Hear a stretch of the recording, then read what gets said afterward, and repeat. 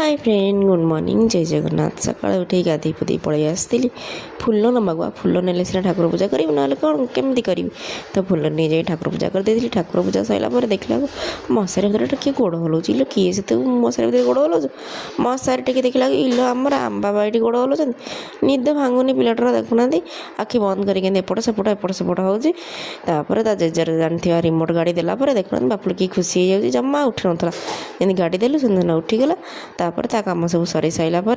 मुझे खाई ब्रेकफास्ट जो देखते कुमार पूर्ण उखड़ा तो क्षीर पकई खाया मतलब भल लगे तो ये क्षीर पकई खाई तो राम से खेलूला गाधे पाधे देखला गोटे हमा आसी गेट पर आसी डाकुची मामा मामा रुटी दे हमा आई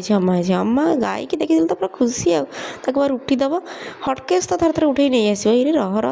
ता भर लंच बनाई लंच आज गोटे डालमा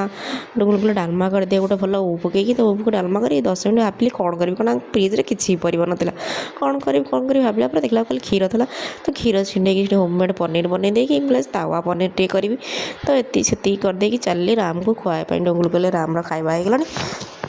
तमें जाओ मुझे पनीरटा करदे तुम जा खुआईदेव ताकू खुआई खुआई सारी आम बाढ़ी खाइला बेलू राम आसी पहुँची गला मामा बा तुम्हें कौन खाऊ मत दौना मुझे काकुड़ी खाई दिए मत काकुड़ी तो काकुड़ी खाई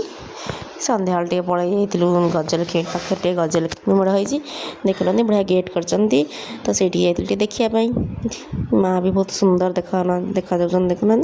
तो ये माँ को दर्शन कर दर्शन कर आसला स्टेज आसला भजन समारोह बट स्टार्ट होना जस्ट टिके स्टार्ट होता तो पाखे ये गोटे मीना बजार पड़ता कौ वर्ष पड़ेनि ये वर्ष फास्ट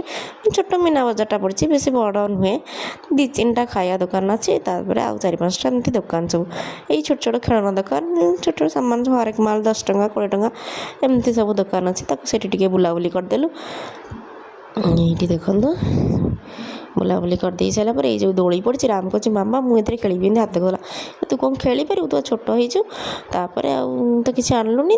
भेज मंचूरियन टे खाई पेट पूजा तो जहाँ भी दरकार ना तो भेज मंचूरियन खाई घर को पलि आसलु एक्चुअली आम जीवार कारण था परिवा मैंने सकाल कहती ना किसी परिवा नहीं तो बैग परिवा धरिकी पलि आसलु तो बाप पुआ ये जेहतु खेलुले मुझे चलि किचेन को से खेलुची मुझे मो कम सब सार दिए तो किचेन शाग आनी परिवार तो शाग को आज बाछिकी न रखिले से कालिकी खराब हो सब बचा बची करके रखी सकाल मत टाइम हेनी आउ भी जो सब परिवा सब आनी सब साइज साइज करके डबारे आ जरी सब पूरे बारे दे फ्रिज रखिदे डिनर प्रस्तुत करते डिनर आज भेंडी आलू भजा को गरम गरम रुटी ता सहित होता डिनर डालमा आपण देखिले वीडियो भल लगे लाइक शेयर सब्सक्राइब करेंगे रही जय जगन्नाथ।